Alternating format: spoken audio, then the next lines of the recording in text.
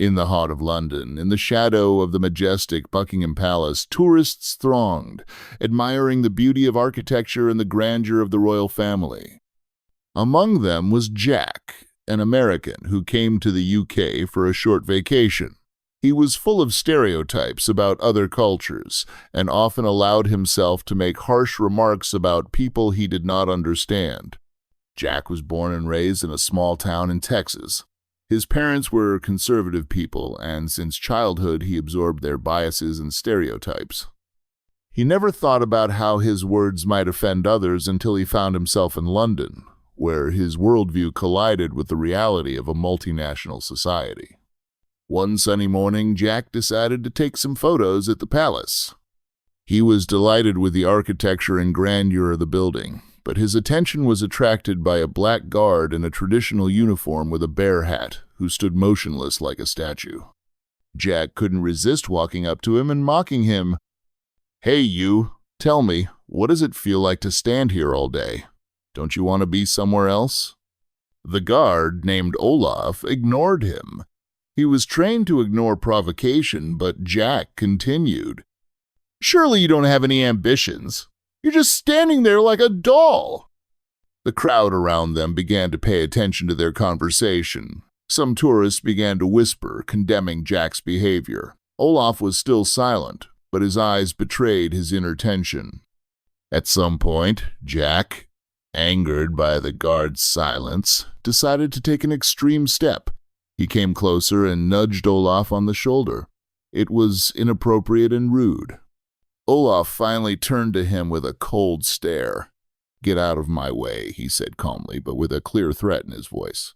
Jack, feeling humiliated because his provocations did not work, began shouting that the guard was worthless and that he was just a black guy in a uniform. The crowd around them froze in anticipation. But instead of responding with aggression, Olaf took a step back and simply said, "I'm not here to respond to your provocations. I'm doing my job and protecting what matters to many." These words struck a chord with Jack. He hadn't expected such an answer.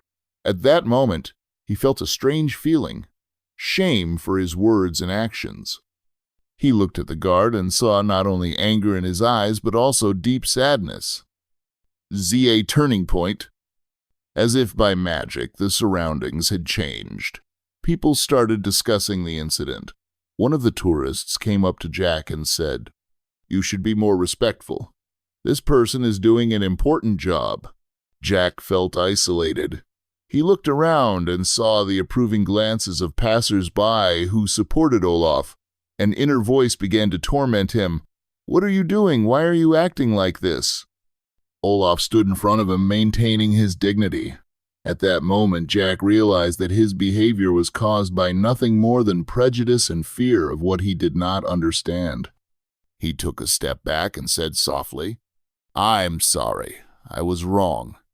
Olaf looked at him in disbelief, but then nodded.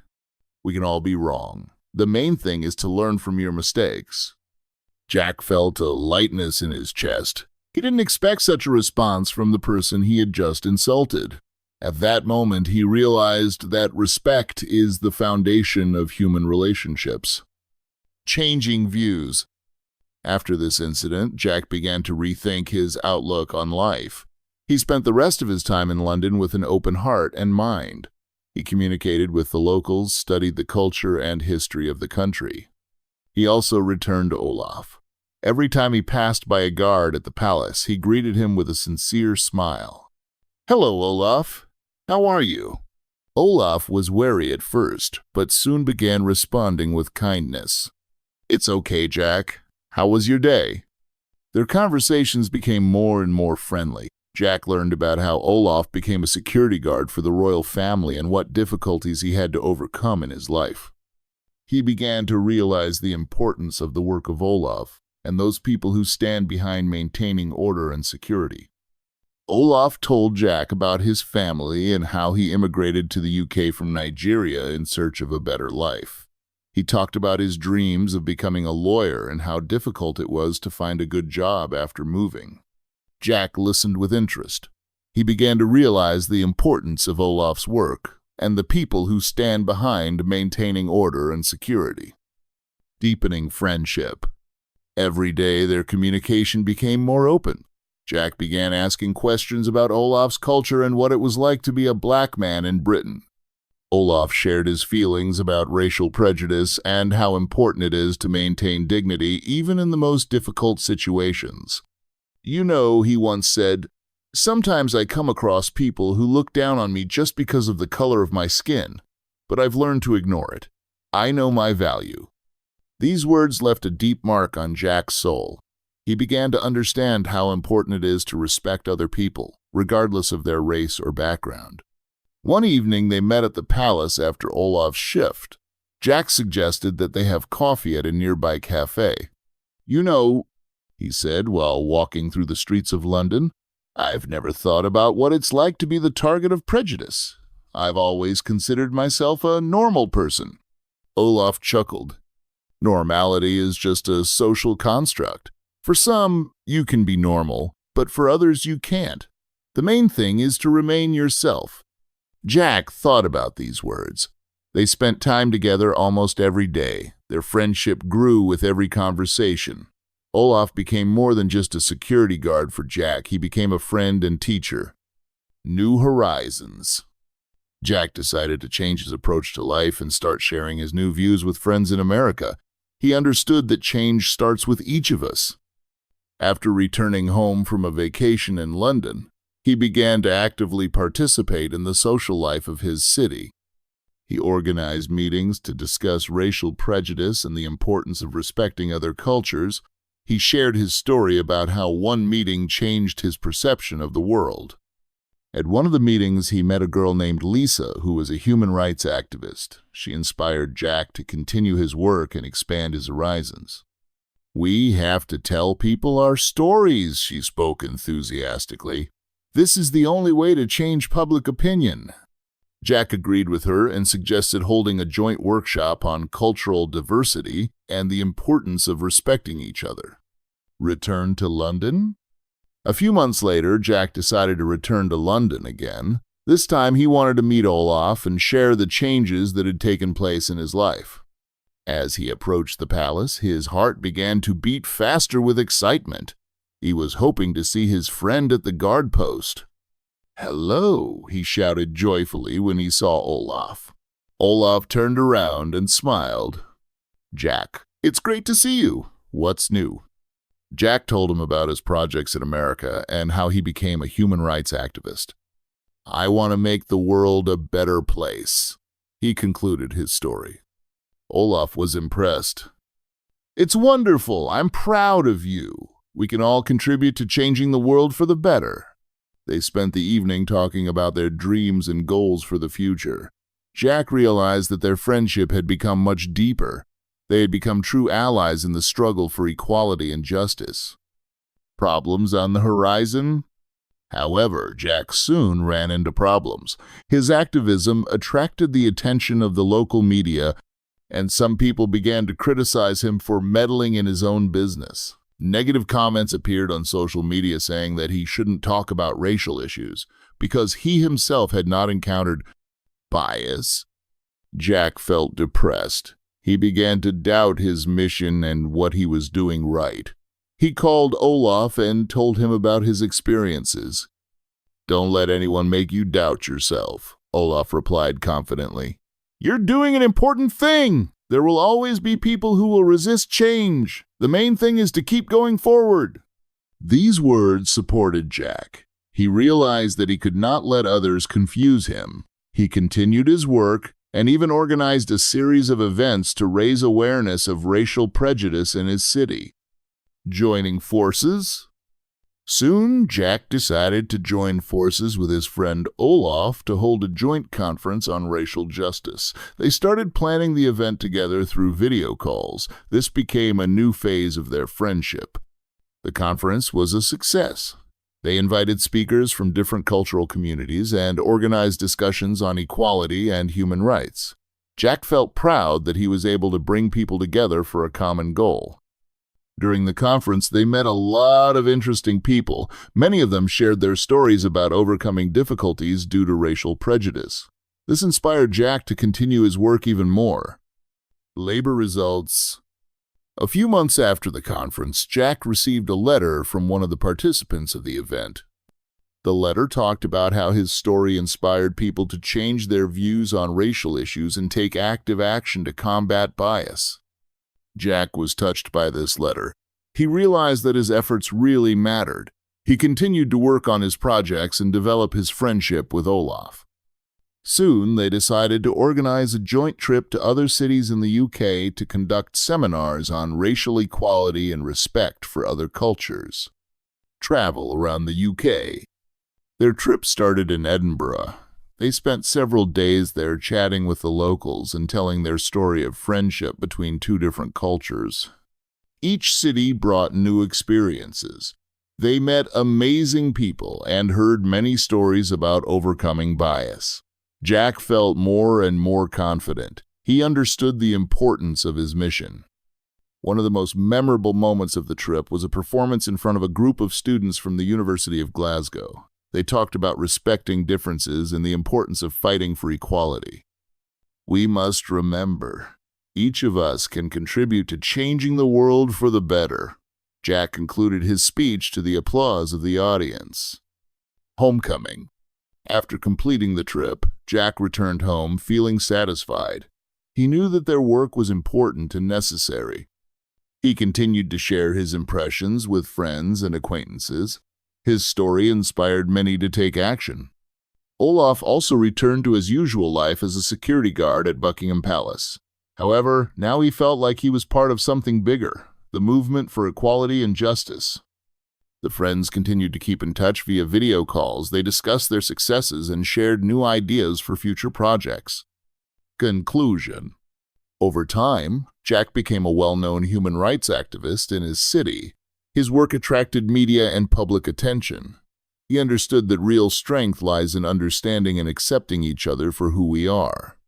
His story of friendship with Olaf became a symbol of change. It reminded people that each of us can change our attitudes towards others and learn to respect differences. In the end, Jack realized that despite all the difficulties and contradictions of life, it is important to remain open to new ideas and opportunities for growth. And the most important thing is to remember the power of friendship and mutual understanding between people of different cultures. Thus, the story of Jack and Olaf became an inspiration to many people around the world. They proved to all of us that together we can make the world a better place. The development of events. Despite Jack's success in his human rights activism, he felt the need to deepen his knowledge of racial discrimination and social justice issues. So he decided to enroll in a social work course at a local university. This decision was a turning point not only for him, but also opened up new horizons for his interaction with society. During the course, Jack met several like-minded people.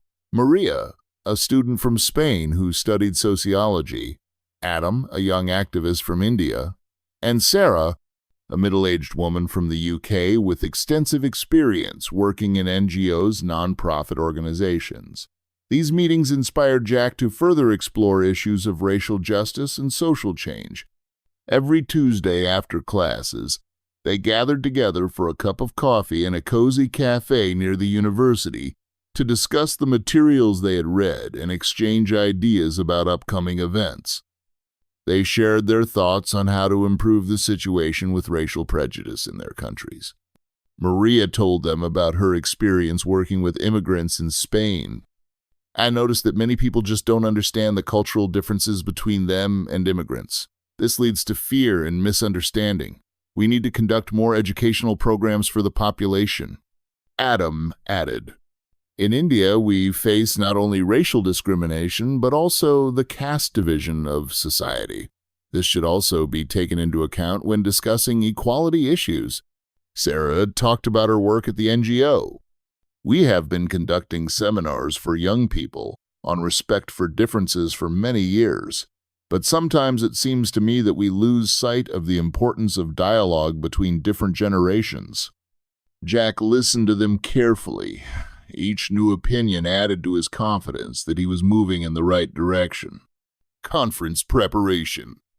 After several weeks of discussions, they decided to organize a joint conference on racial equality with students from different European countries.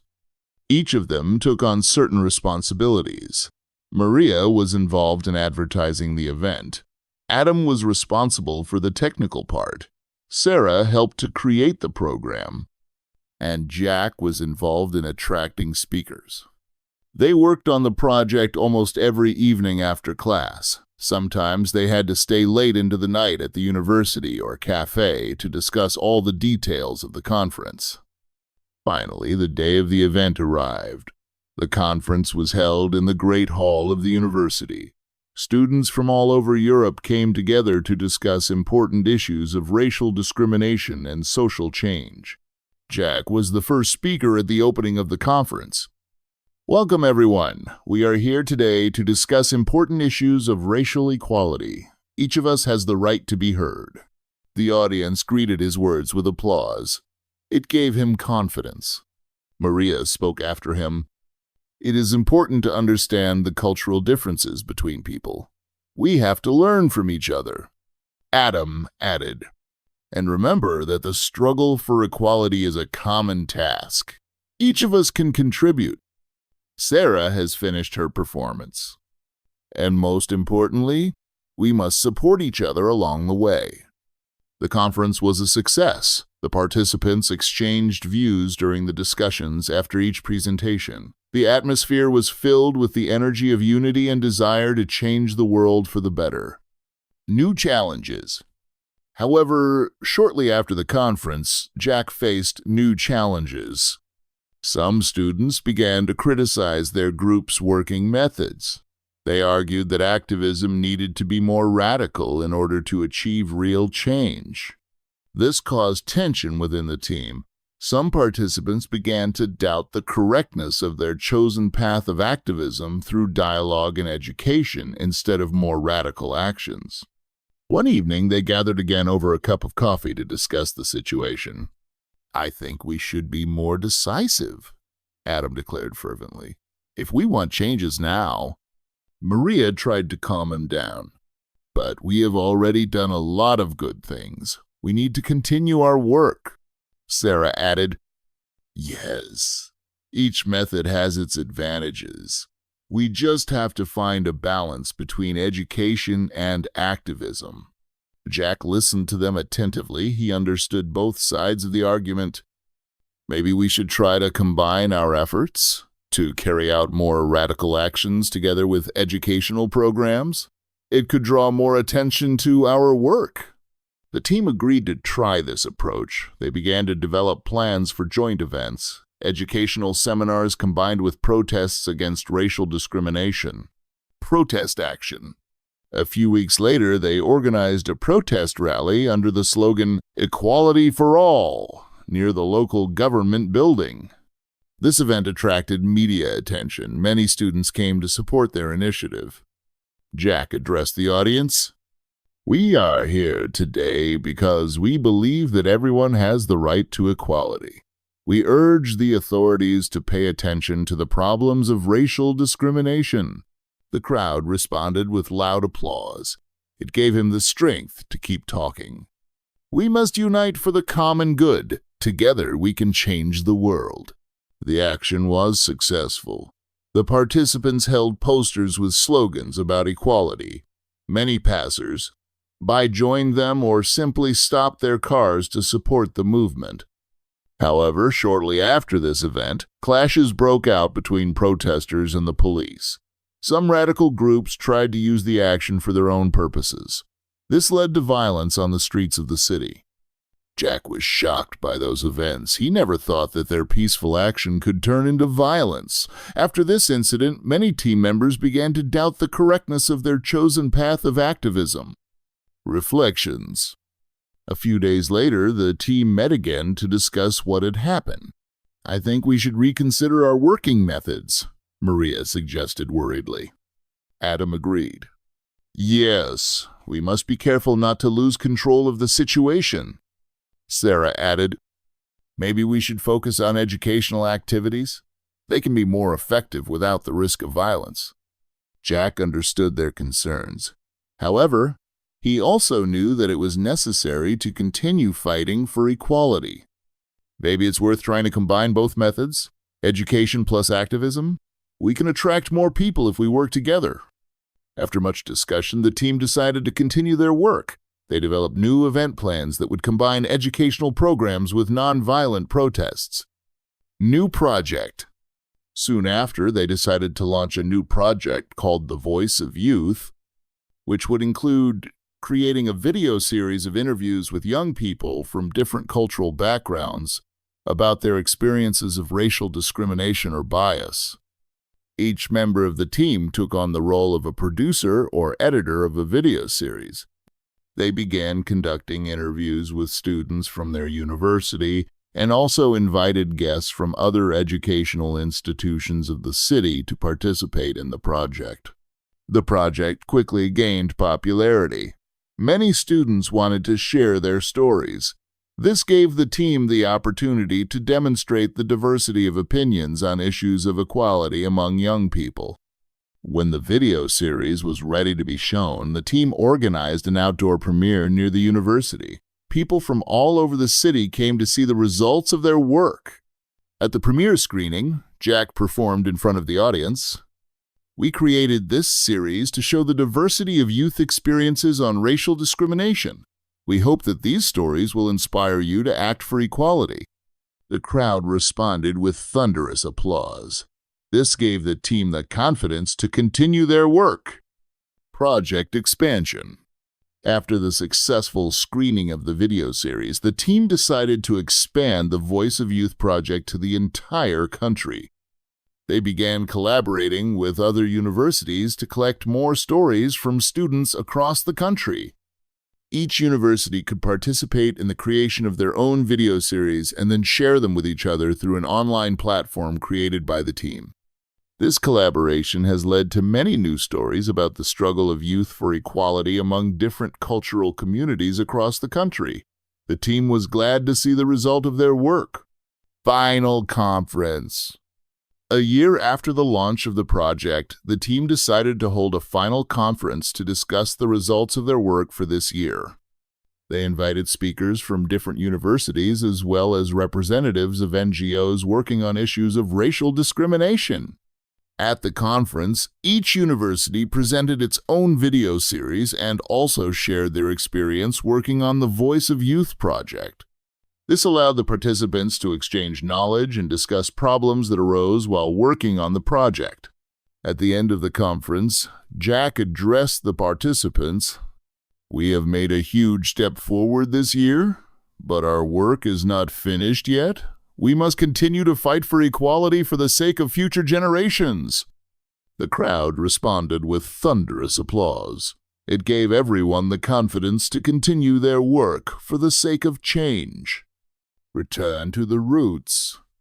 A few months after the conference, Jack decided to return to his original friend Olaf to share his successes for this year. He knew that Olaf would be proud of the achievements that the team had achieved.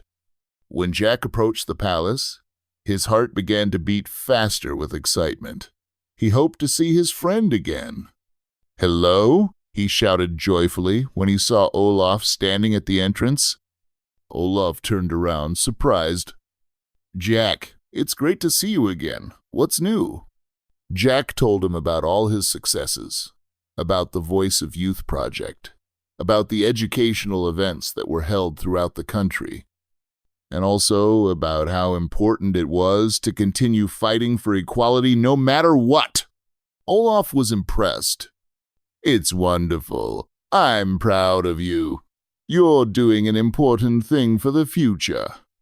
Friends spent the evening together remembering old times and also discussing new plans for the future. They realized that their friendship had become stronger thanks to all the trials they had to go through together.